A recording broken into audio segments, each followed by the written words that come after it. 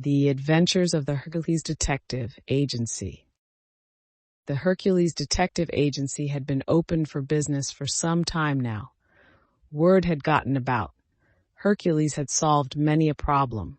He had been paid in gold and in food, and most recently with a beautifully embroidered coat with the Hercules Detective Agency colorfully embroidered on the back. Food was important. Gold solved many problems. But the coat was his favorite payment so far. Hercules did not know this yet, but a new case was about to appear at his door.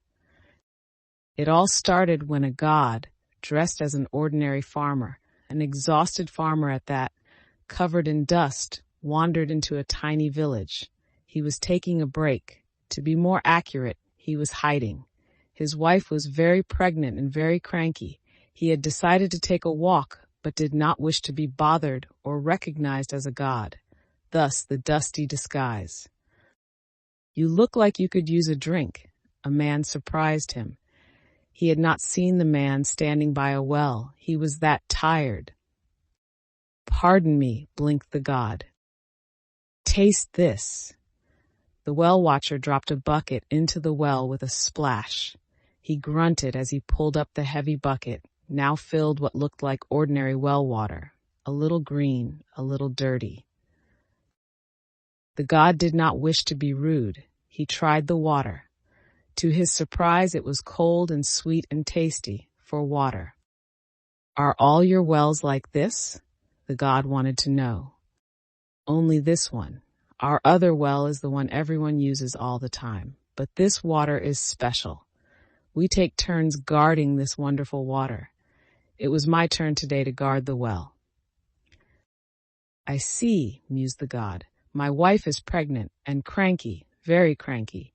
A drink of this wonderful water would cheer her. If I may take just a bit with me?" "Just a bit. We have to be careful. This is the only such water in the world, and there is not that much of it." The god nodded. He reached into his dusty coat and pulled out a bottle that had not been there a moment ago. Because he was in a rather good mood, and since he knew his wife would love the water, he filled his bottle from the bucket, then waved his hand over the well. To the well watcher astonishment, well water bubbled up nearly to the top of the well. "That should make it easier for you." The god smiled. He ambled away. "Thanks again for the water." He called back over his shoulder. He disappeared from sight. An odd gurgling sound seemed to come from the well. Bubbles appeared on the surface of the water. The well began to bubble over and over and over. Water flowed down the lane as if following the dusty man, who was really a god in disguise. "Oh no," the well watcher cried. He ran to tell the villagers. They did not need to be told. By the time he reached the center of his village, the main street was fast becoming a river of cold and sweet and tasty water. The water was still rising. "Get Hercules," someone shouted, "and hurry." "So, you don't know who the man was?" Hercules questioned the villagers as he arrived in haste.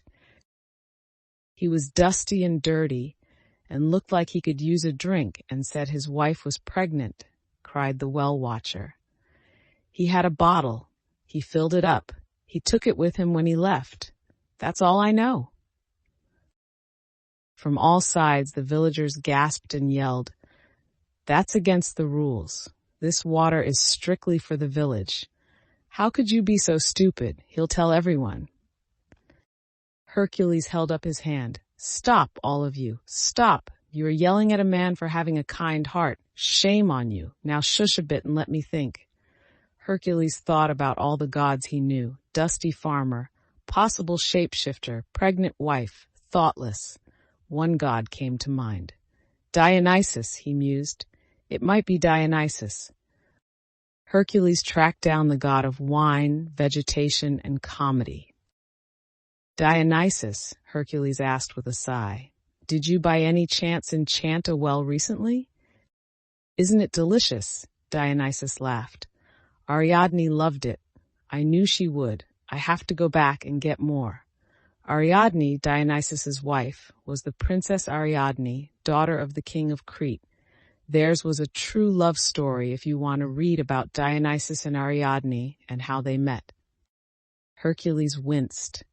He had kept his distance from the Princess Ariadne. As far as he knew, she had no idea it was his idea to leave her sleeping on a seawall on the island of Naxos, but keeping his distance was the way Hercules coped with most women. Dionysus, the well is running over. It's flowing into the village and picking up dirt and garbage. It won't be delicious for long. The village is drowning in water, dirty, tasteless water. Whatever you did, I need you to change it and put the water back in the well where it belongs. I don't know how to change it, Dionysus shrugged. I usually use vines. Wine I understand. Water not so much. Can't help you, sorry. There was no getting around it. Hercules knew that, but still, he tried to think of a water god, any water god, who could solve his problem. Any god besides Poseidon's wife, Amphitrite, goddess of the sea. What most people did not know was that Amphitrite not only helped her husband control seawater, she could also redirect any water, rivers, streams, and water from wells, he supposed, from one place to another. Poseidon might be the mighty sea god, but his wife was a mighty water goddess. She had been after Hercules to marry one of her daughters and live under the sea. Of course, he would then be able to breathe underwater, but he would never again be able to walk on land. This did not appeal to Hercules at all. No matter how many times he had politely said no thank you, Amphitrite kept trying. There were hundreds of water spirits and deities that might try to help, but only one who could quickly solve this problem. With a mighty sigh, Hercules shouted up at the heavens, "Somebody, please tell Poseidon I need him." His voice carried on the wind and up to the heavens and reached even as high as Mount Olympus. Poseidon appeared in a swirl of water. It splashed over Hercules, soaking him thoroughly. "What?" Poseidon thundered. "What now?" "I need your wife." Hercules wiped his eyes. "You can have her," Poseidon snapped. "I need her to fix an overflowing well." He filled in Poseidon on the problem. "It will cost you. Maybe not today, but someday it will cost you," Poseidon warned. Hercules hung his head. "I know, but I promised the villagers." "It's perfectly simple." Amphitrite snorted when her husband told her the tale. "He owes me.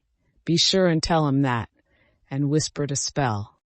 "It's perfectly simple," Poseidon told Hercules a short time later, and told Hercules the spell. Hercules waded into the village. The water was nearly up to his neck. Hercules barely noticed. He was already soaked, and there was probably no saving his new coat anyway. He shouted at the villagers, who were fearfully hanging on to their thatched and none too sturdy rooftops.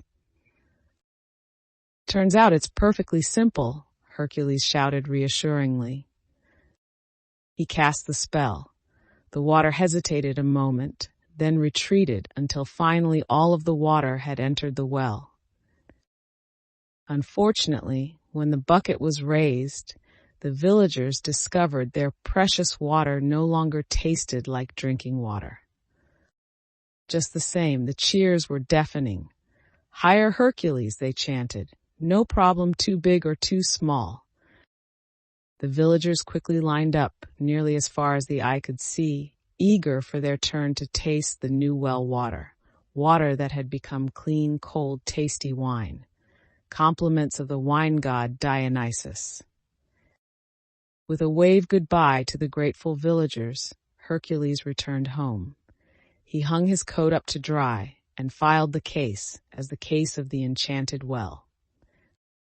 Hercules heard later that the water-to-wine spell only lasted a brief time, but the villagers were fine with that. They liked their cold, sweet water just the way it was. They never tired of bragging about the Hercules Detective Agency and how Hercules himself had saved their village and everyone in it. To continue with the legend of Hercules Detective Agency, don't forget to like and subscribe.